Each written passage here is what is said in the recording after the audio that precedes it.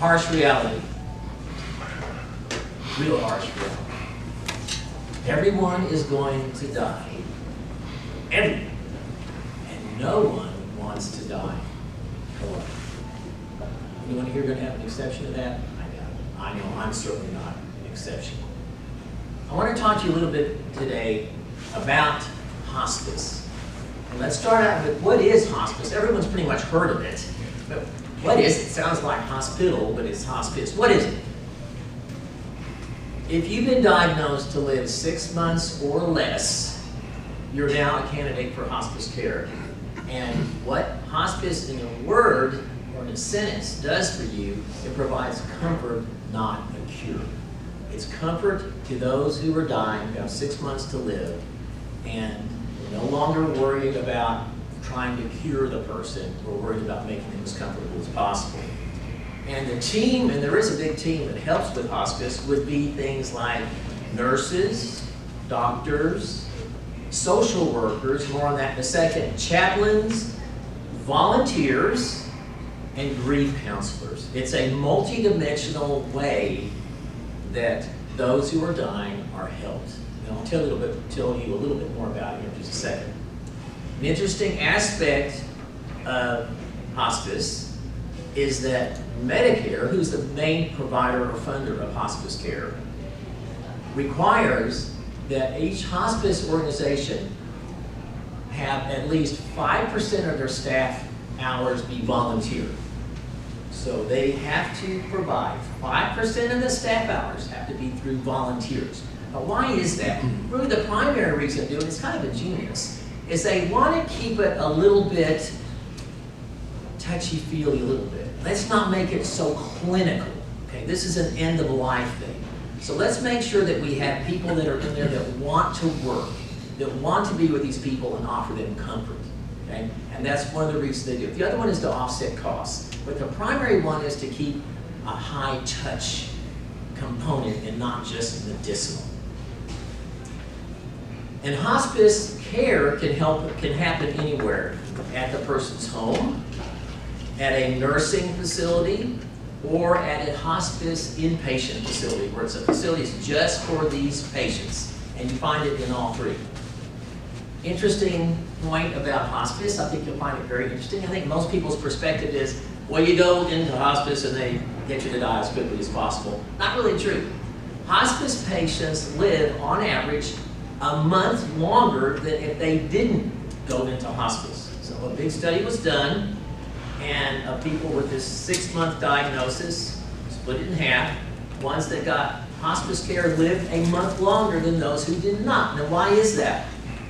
It speaks to the importance of taking care of the human at the end of life, not just clinical health care. It's profound. That was a really earth-breaking or shaking study when that came out. It's pretty interesting. Who is helped by hospice? Who does this go to? Well, obviously the patient is helped with their physical comfort and emotional support. And the family is helped as well. Most people aren't experts on dying. You're not. No one's an expert on dying. They provide to the family guidance, support, and help with grieving. Interesting, isn't it? So it's all the way through, even after the patient's dead. They're still there to help the family with the grieving. Let's talk a little bit about the social worker. I think this is so interesting. I gave you that list of people that help with hospice, but one of those is a social worker. What is the role of a social worker in hospice? It's this.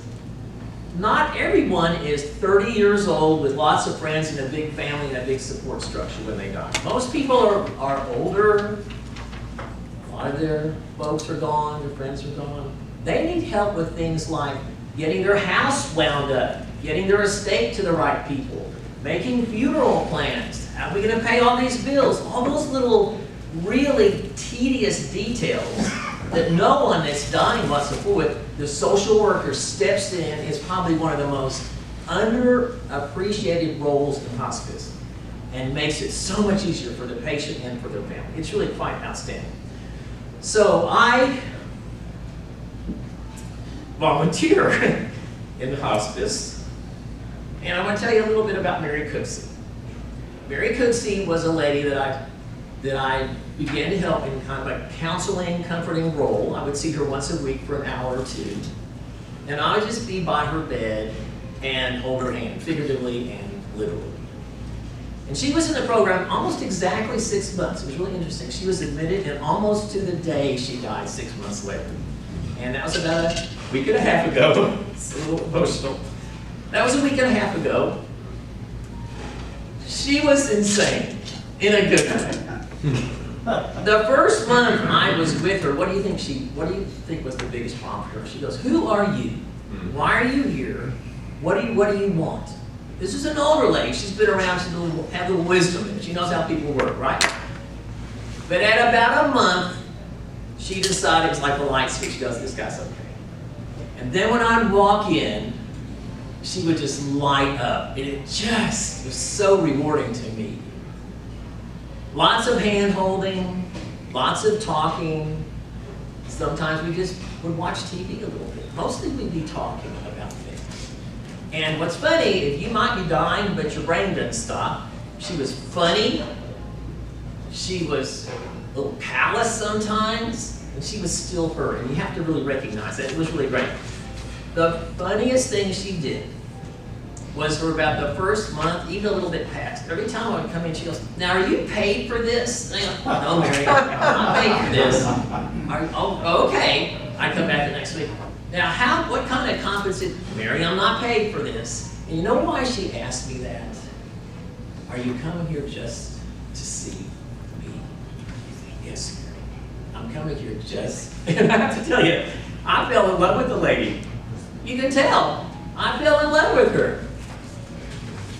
The greatest gift we can give anyone at the end of life isn't medicine or treatment. Dr. Fisher, there comes a point where we can't help with medicine anymore. There's an end. Medicine ends. As fabulous as it is, fantastic. What they want at that point is our time, our care, and our presence. So yeah, everyone's going to die, but no one